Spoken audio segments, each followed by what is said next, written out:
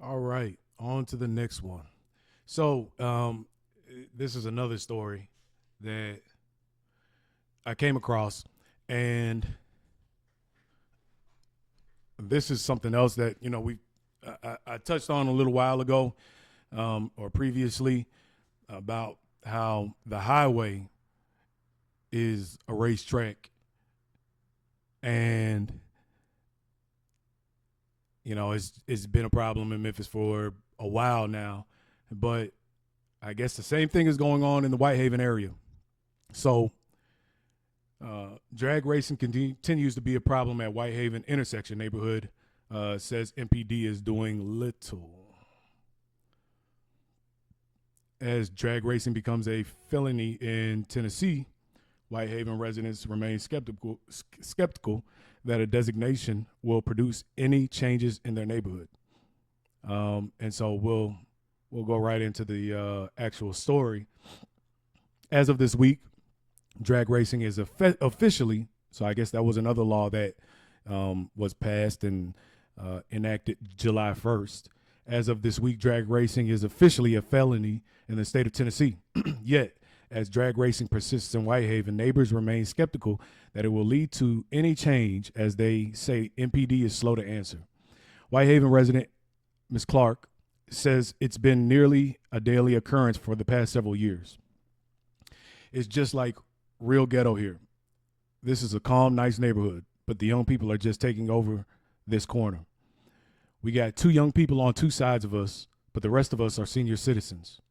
ABC 24 spoke to multiple other members of the neighborhood who confirmed frequent drag racing down Tulane is a huge problem, but did not want to say anything on the record for fear of retribution.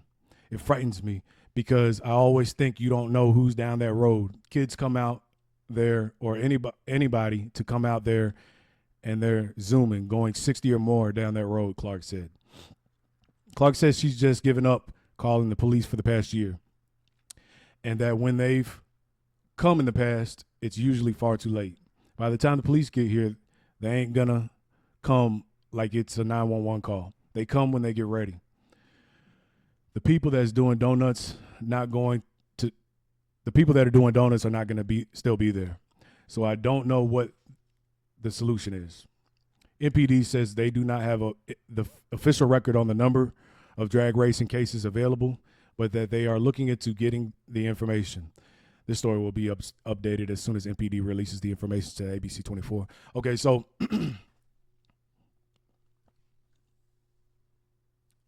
this is an ongoing thing in the city.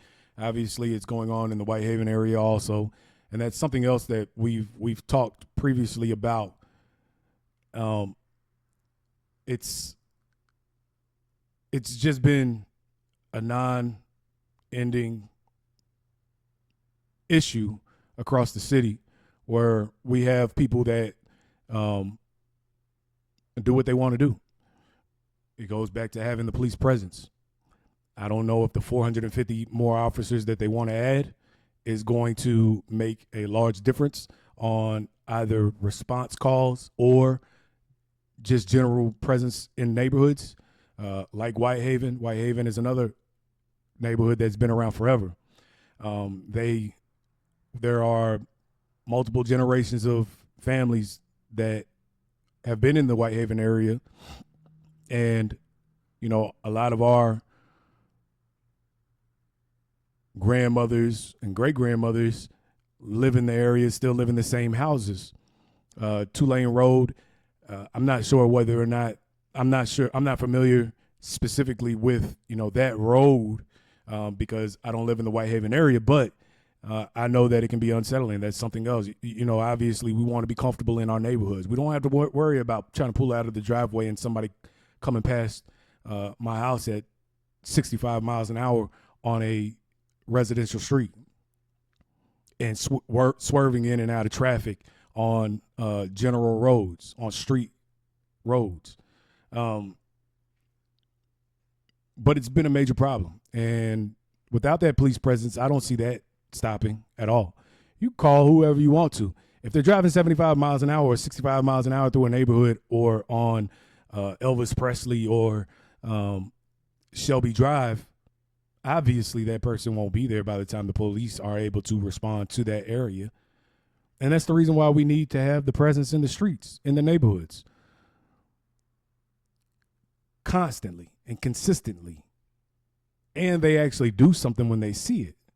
Because there may be a police officer, somewhere something happens and they don't even hit the lights and go after that person. That's another problem. Because if they keep going, I'm not 100% sure that they can pursue that individual. So this is a policing issue that needs to occur,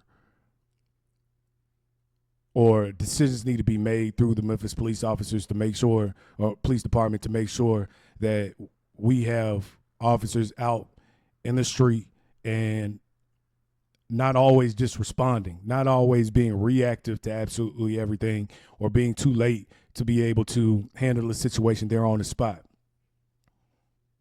If I had, and there's something about being reactive to absolutely everything. Obviously, policing generally is a reactive profession because something happens and then they're there to handle it. But it's a totally other thing. It's a total another thing to react to something or not be present, react to something a long time after it happens. It needs to be an immediate thing because that's what sends the message saying it won't be tolerated or it won't be accepted in this area.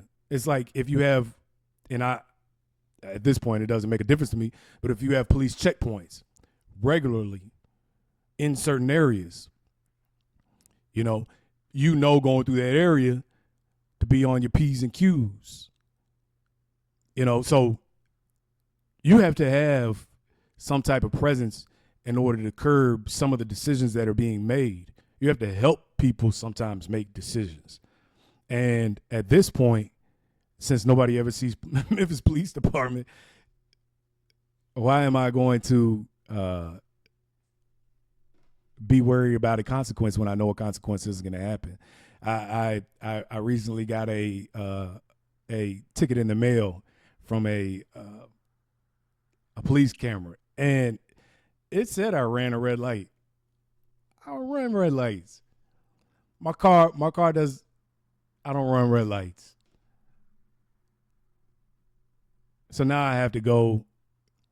And what makes it so bad is the incident supposedly happened on June 4th. So now I have to, I can't remember what I was doing on June 4th. I don't even remember being at the intersection on June 4th. There may have been a storm and it may have been a power outage, and I might have had to stop and then go through a blinking red light. Or I might have gone through the red light because it wasn't changing for whatever reason. I can't remember exactly what happened. But now we have to rely on a camera and not even knowing what that situation was at that point in time. If there was police officers there, I would have much rather been pulled over by that person. If there was some type of presence in the city, I would have much rather been pulled over by that person. We could have had the conversation right then on the spot. So the cameras aren't enough. I know why. I can understand why they put those in place, but that's not real policing. Policing is people that are officers that are on the street in the communities. There's a presence, and they are handling things as they occur, not a month later because you put a camera somewhere and want to send somebody something in the mail, and I don't even remember what happened a month ago. So, we just need to do better as far as taking care of the people in the city that are. We need to do better about taking care of the people in the city that are trying to live life on a daily basis according to doing right by the people to their left and the right, and just trying to make it from day to day. Nobody wants to be neglected or feel like they don't have any help in situations where they need help.